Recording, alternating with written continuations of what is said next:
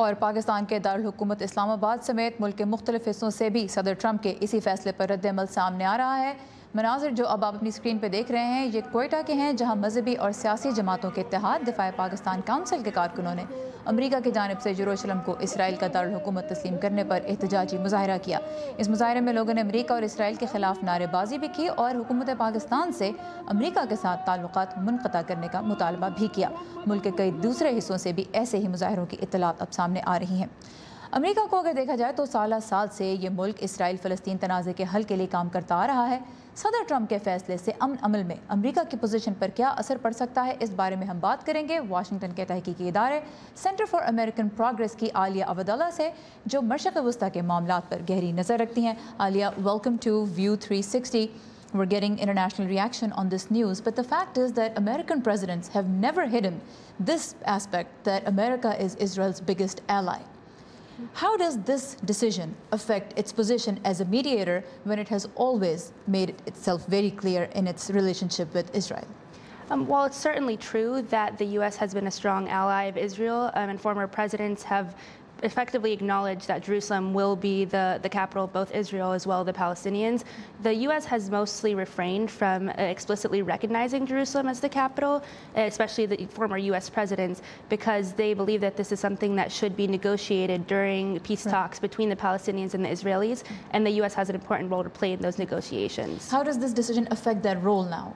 So technically, as President Trump was cautious to point out that this wouldn't necessarily change anything for the peace talks and that this decision would still be made as part of the peace talks, but it does undermine the credibility of the United States to negotiate this as a formal and neutral party between the Israelis and the Palestinians.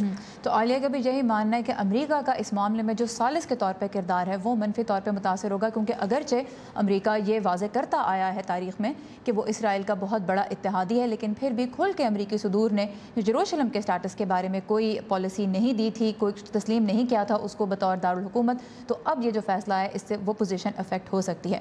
But as you mentioned, this has been American policy all along. It's just, and President Trump also mentioned yesterday that it was just that American presidents had not delivered on it. He has delivered. And the second thing that you mentioned, which he also talked about yesterday, was that this doesn't change anything about the status of the city. So is this decision at the end of the day merely symbolic or anything more than that? I think it's more than symbolic because it also plays into how we deal with our Arab allies. So our relationships with them have been improving over the years. They've also slowly been improving their relationship with Israel, but their publics really oppose this move. And it harms the credibility of the U.S. in the region, and it makes it much more difficult for our Arab allies to work with us on issues like counterterrorism and also to work with us on the peace talks in general. तो ये जो फैसला है सदर Trump का, आलिया कहती हैं कि ये अलामती नहीं है, सिर्फ उससे ज़्यादा है, क्योंकि इसके ताल्लुकात पे असरात पड़ेंगे, ख़ास तौर पे अमेरिका के अरब ममालिक के साथ, और सिर्फ मशरक़ वस्ता अमन अमल के तनाजुर में ही नहीं बल्कि दहशत गर्दी के ख़िलाफ़ भी जो कोशिशें जारी हैं जिनमें अमेरिका और उसके अरब इत्तेहादी मिल कर काम कर रहे हैं, वो भी इससे मनफी तौर पर मुतासर हो सकती हैं। Now, President Trump did not give any outline for the peace process. If you look at it in that sense, Israel has said that this is a move that is going to help with the peace process. Palestinians, of course, disagree with that. So in the absence of any clear outline yet, does it look like maybe this would encourage Israel to give some concessions to Palestine and come back to the negotiations table?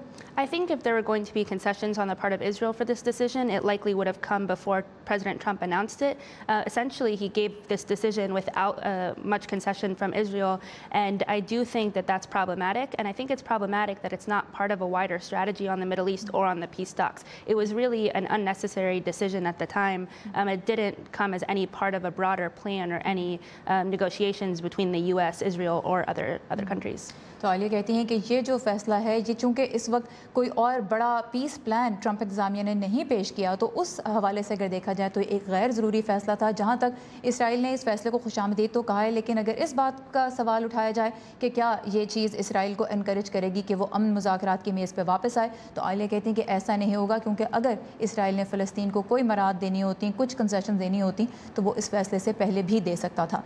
International community has criticized this decision, but the fact is that most of them do not accept Jerusalem as a territory that's under complete Israeli authority.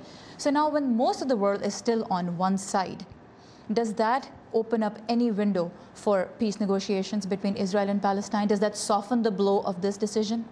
I'm not sure because I still think that the most important party in the view of Israel and Palestine is the United States. It's been the lead on negotiations over the past several decades. So it may soften the blow somewhat to have supporters from outside the United States, but I don't think unless the international community significantly rallies in a way to counterbalance this, that it will really make much of a difference. तो अगरचे जो बैनुल-अक़वामी बिरादरी है वो Israel की यकतरफ़ा अमलदारी नहीं तस्लीम करती यरूशलेम पे, लेकिन अमेरिका इस पूरे सिचुएशन में सबसे अहम प्लेयर है इसराइल और फ़लस्तीन के हवाले से, इसलिए उसका किरदार ज़्यादा अहमियत रखता है आलिया की नज़र में। और अनलेस वो कहती हैं कि जब तक जो बैनुल-अक़वामी बिरादरी है वो को ख़ास तौर पर कुछ इक़दाम नहीं उठाती इस फ़ैसले के तनाजुर में, तब तक इसराइल और फ़लस्तीन के दरमियान जो अमन अमल है उसको आगे बढ़ाने की कोई ख़ास राह खुलती नज़र नहीं आती, क्योंकि जैसे उन्होंने कहा अमेरिका ही सबसे इम्पॉर्टेंट प्लेयर है इस सारी सिचुएशन में। Aliya Wadalla, thank you very much for your time and for your insight.